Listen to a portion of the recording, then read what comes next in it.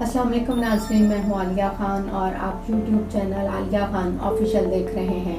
ناظرین، ہر انسان ازدواجی زندگی سے منسلک ہوتے ساتھ ہی اپنے لیے صاحب اولاد ہونے کے خواب دیکھنا شروع کر دیتا ہے، اور ہر انسان کی زندگی میں وہ بڑا ہی پرمسرت اور بیش قیمتی لمحہ ہوتا ہے جب اسے اللہ پاک کی طرف سے اس نعمت سے نوازے جانے کے امکانات پیدا ہوتے ہیں۔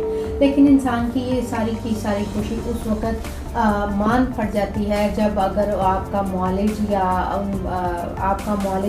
آپ کو یہ بات بتائے کہ آپ کا بچہ جو ابھی دنیا میں آیا ہی نہیں ہے وہ کسی ایسی بیماری میں مبتلا ہے جو کہ لا علاج مرض ہے۔ جی ناظرین، میں ذکر کر رہی ہوں بچوں میں پائی جانے والی ایک مخصوص قسم کی بیماری جو کہ جنیاتی طور پر رونما ہوتی ہے، اور اس بیماری میں بچوں میں مخصوص قسم کی علامات پائی جاتی ہیں، جس میں سب سے اہم اور بڑی علامت ان بچوں کے چہروں کے نقوش ہوتے ہیں۔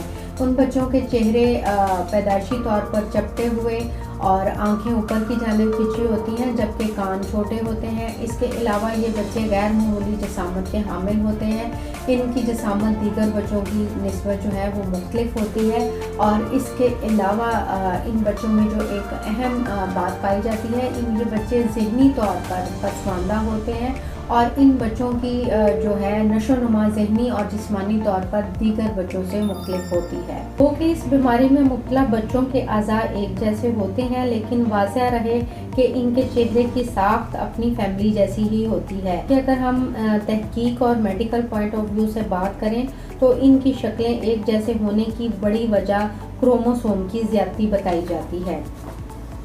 جیسا کہ ہم جانتے ہیں کہ نارمل انسان میں کروموسوم کی تعداد 46 ہوتی ہے، جو کہ 23 کے جوڑے کی صورت میں ہوتی ہے۔ بعض اوقات 21 نمبر والا کروموسوم کسی جنیاتی خرابی کی وجہ سے جوڑے کی بجائے 3 کی صورت اختیار کر لیتا ہے، یوں اسے ٹرائسوم بھی کہا جاتا ہے۔ یوں ایک کروموسوم کے اضافے سے بچے میں کروموسوم کی تعداد 46 کی بجائے 47 ہو جاتی ہے۔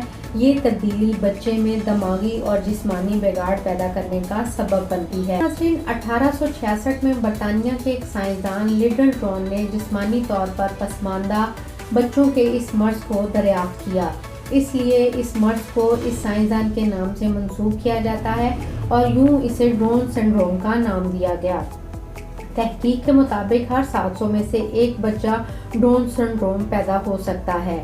ہمارے معاشرے میں اس مرض میں مبتلا بچوں کو بڑی حیرت سے دیکھا جاتا ہے، جبکہ اس کے ساتھ ان کے والدین کو بھی عجیب و غریب رویوں کا سامنا کرنا پڑتا ہے۔ والدین کا کوئی قصور نہیں ہوتا اور نہ ہی ماں کا کوئی قصور ہوتا ہے، محض ایک کروموسوم کے اضافے کی وجہ سے یہ بچے دوسرے بچوں سے مختلف پیدا ہوتے ہیں۔ بدقسمتی سے ابھی تک اس جینیاتی خرابی کا علاج دریافت نہیں ہو سکا، مگر یہ بچے ہمارے معاشرے کا اہم حصہ ہیں۔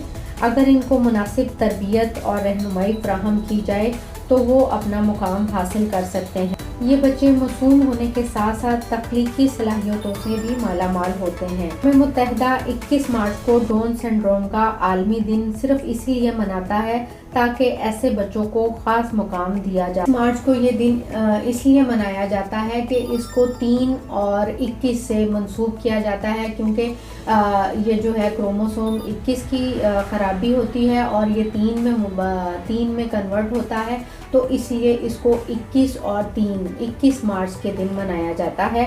اور اقوام متحدہ کا یہ دن منانے کا مقصد یہی ہوتا ہے کہ ایسے بچوں کو ان کا مقام دلایا جائے۔ جی ناظرین، ابھی تک اس بیماری کی نہ تو کوئی مناسب وجوہات تلاش کی جا سکی اور نہ ہی اس کا حل دریافت ہو سکا ہے، سوائے اس بات کے کہ اگر 35 سال کی عمر میں کسی خاتون کی شادی ہوتی ہے، یا عمر زیادہ جیسے جیسے عمر زیادہ ہو اور زیادہ عمر میں شادی کی جائے، تو یہ ایک وجہ سامنے آئی ہے۔ اس کے علاوہ اگر موروثی طور پہ، یعنی کہ آپ کی ہسٹری میں یا خاندان میں کسی کو یہ مرض ہے، یا کسی خاندان میں کہیں کوئی ایسا بچہ پیدا ہوا ہے، تو دیگر آنے والی نسلوں میں اس طرح کے بچے کی پیدائش یقینی طور پر ہونے کے چانسز ہوتے ہیں۔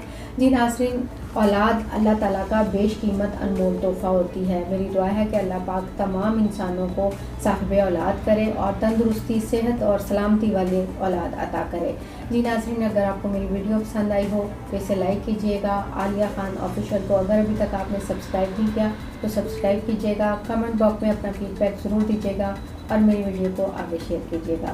اس کے ساتھ ہی اجازت دیجیے، اللہ حافظ۔